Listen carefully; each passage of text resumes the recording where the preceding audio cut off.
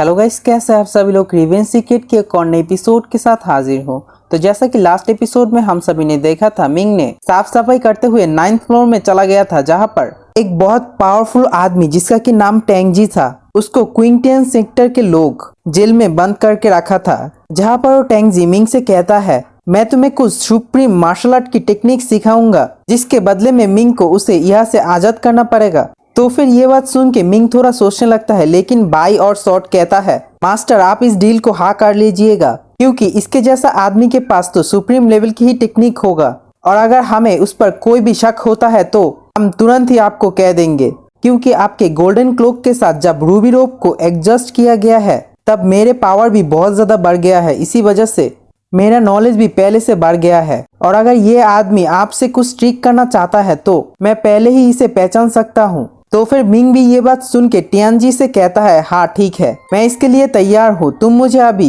वो टेक्निक को दे दो। तो फिर टियानजी भी कहता है, ठीक है मेरे पास आओ, मैं तुम्हें कहता हूँ। तो फिर टियानजी मिंग से कहने लगता है, मैं जो टेक्निक तुम्हें सिखाने वाला हूँ वो पहले दालुओ तियान ने खोज निकाला था, और इस दालुओ तियान की टेक्निक के अंदर ही बुद्धि और इमोर्टल सिविलाइजेशन की जन्म हुआ था, और उसने सिर्फ खुद के दम पर मानव जाति को इतना ऊपर उठाया कि लेकिन मानव जाति के ऊपर उठाने के चक्कर में खुद को ही उसने सेक्रीफाइस कर दिया, और मानव जाति को एक ऐसी लेवल पर ले गया जहां पर वो जितना चाहे उतना अपनी पावर को बढ़ा सकते हैं। और फिर वो मरने के बाद पैतृक टेक्निक पूरी तरह से गायब हो गया था। तो फिर मिंग सोचने लगता है, उसने जो दालुओ तियान के बारे में कह रहे हैं, जो कि मानव सभ्यता के सबसे पावरफुल आदमी था और जिसने मानव सभ्यता के अंदर दालुआन तियान गन को उत्पन्न किया था, नहीं यह पर तो कोई तो मसला है। तो फिर मिंग टियानजी से कहता है, बूढ़े आदमी मुझे लगता है तुम्हारा दिमाग ठीक से काम नहीं कर रहा है, क्योंकि इमॉर्टल और बुद्धि सिविलाइजेशन तो बहुत ज्यादा प्राचीन सिविलाइजेशन है, और मेरे ख्याल से उस ताकतवर आदमी से बहुत ज्यादा पहले भी इसकी एग्जिस्टेंस थी। तो फिर आप कैसे कह सकते हैं उन सभी के उत्पत्ति दालुओ तियान गंग से हुआ है? तो फिर तियानजी भी कहता है, मैं झूठ नहीं बोल रहा हूँ, मेरे बात थोड़ा ध्यान से सुनो, उसके बाद कहना। मानव जाति के उत्पन्न से पहले ये लोग सिर्फ कुछ बंदरों की झुंड थी, बाद में वो सभी बानर आगे जाकर इंसानों के अंदर तकसील हो गया है, और फिर जैसे जैसे दिन गया और समय बीतता गया, वो लोग अपने पावर से बहुत सारे सिविलाइजेशन का तैयार किया, और उनके अंदर जो सबसे ताकतवर था, जिसे कि बानरों की राजा भी कहा जाता है, वो हमें ऐसा एक रास्ता दिखाया जहाँ से हम इंसानों के अंदर तकसील हो पाए हैं। और वो उस समय पैतृक महावीर के अंदर सबसे ज्यादा पावरफुल लोगों में अंदर एक था, जिसे कि इतिहास में महान लुओ बानर के रूप से जाना जाता है।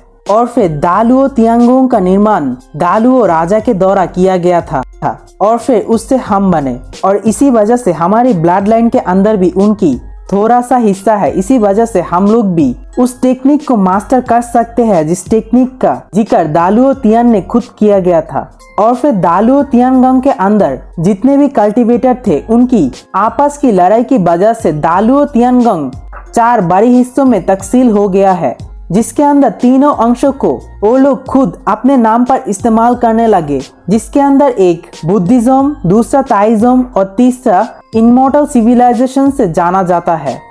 तो फिर मिंग उससे कहता है, क्या चौथी बड़ी टेक्निक आपके हाथों में है? तो फिर टेंजी कहता है, हाँ बिल्कुल, ये ऐसी चीज है जिसे कि मैं पूरी जिंदगी बैठ के बहुत सारे खोजों की मदद से इसे प्राप्त की, और फिर मैं इसी टेक्निक को 3 बड़े अंशों के अंदर भेजने की भी तैयारी किया था, लेकिन दुर्भाग्य से उसे क्यूटियन लीडर के द्वारा मिटा दिया गया है और दबा दिया गया है, जिस वजह से वो टेक्निक आधे रास्ते में ही रुक गया। और फिर तभी मिंग उससे पूछता है, अगर बानव लियो जाति इतना ज्यादा पावरफुल था, तो फिर बाद की जो पीढ़ियां मानव जाति आए उसकी पावर इतने ज्यादा कमजोर क्यों है?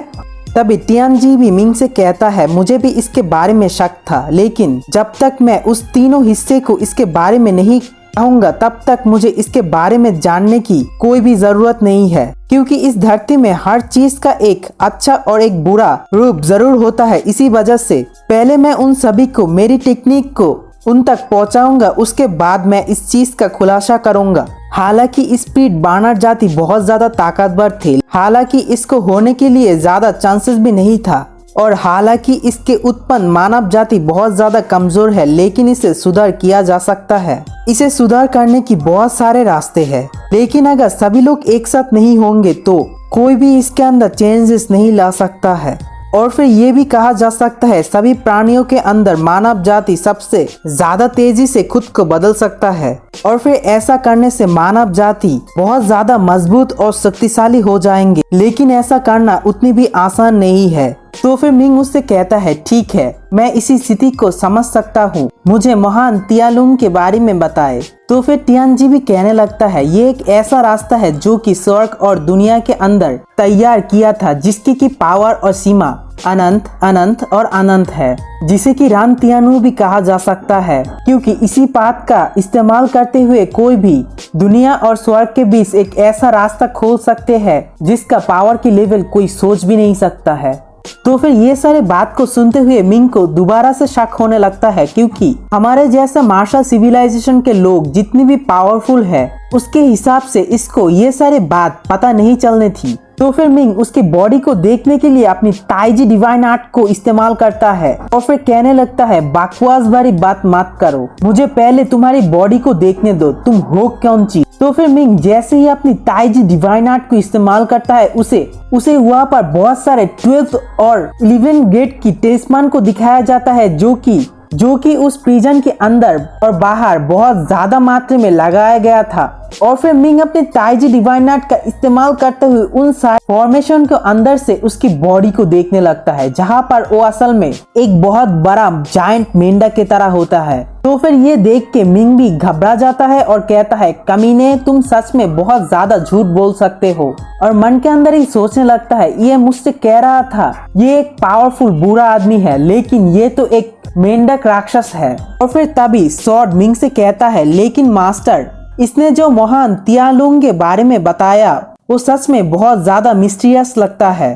तो फिर बाई भी मिंग से कहने लगता है हाँ बिल्कुल, सॉर्ड जो कह रहा है ये बिल्कुल सही है। मास्टर पहले इसके बाद ध्यान से सुनो, उसके बाद फैसला लेना, क्योंकि मुझे नहीं लगता इसकी बात किसी जगह से गलत है। और अगर यह आपको कोई गॉड लेवल की टेक्निक देता है तो फिर इसे मास्टर करने की कोशिश आपको जरूर करना चाहिए। तो फिर मिंग कहता है ठीक है, और फिर वहाँ पर ही कल्टीवेशन करने लगता है। और दूसरे सीन हमें 3 दिन बाद का सीन दिखाया जाता है, जहाँ पर मिंग तो फिर 3 दिन कल्टीवेशन करने के बाद मिंग सोचने लगता है पता नहीं कितना बड़ा लूटियान होगा। मैंने बुद्धा सिविलाइजेशन के सबसे बड़ी बेहतर टेक्निक को समझा, और फिर मैंने इनमॉर्टल और ताइजुम सिविलाइजेशन का बहुत सारे किताबों पढ़ी और मिंग शू से भी इसके बारे में बहुत ज्यादा इंफॉर्मेशन गैदर किया, लेकिन मैं कभी भी इसका जिक्र इन तीनों बड़ी सिविलाइजेशन के अंदर नहीं मिला। लेकिन देखो ये आदमी मुझे तो टेक्निक दे रहा है जिसके अंदर तो बुद्धिज्म, ताइज्म और इमॉर्टल सिविलाइजेशन के हर एक बारे में